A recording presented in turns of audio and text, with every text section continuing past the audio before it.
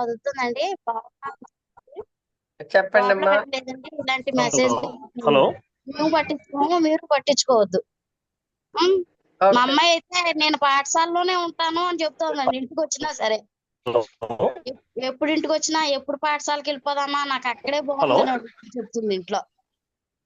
Okay, very good మా, thank you మా. Hello thanks అండి. ఎవరైనా సత్యనారాయణ గారు మాట్లాడండి.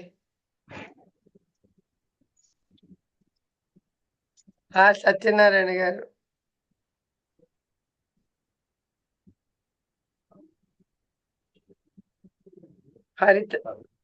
హరిత్ర మాట్లాడండి మా.